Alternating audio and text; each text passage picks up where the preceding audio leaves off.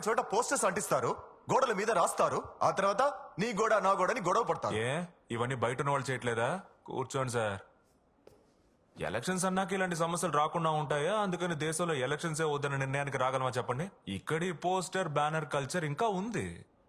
పోస్టర్లు ఎక్కడ అతికించవచ్చు అతికించకూడదు, బ్యానర్లు ఎక్కడ పెట్టొచ్చు పెట్టకూడదు అని తెలియాలంటే ఇక్కడ ఎలక్షన్ జరగాలి.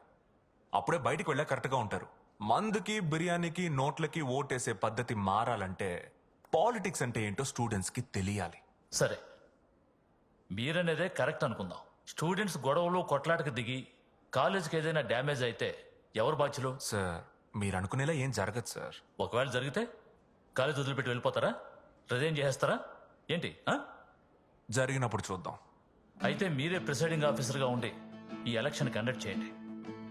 ఏమాత్రం గొడవలు జరిగినా ఇక్కడి నుంచి వెళ్ళిపోతానని లెటర్ రాసివ్వండి.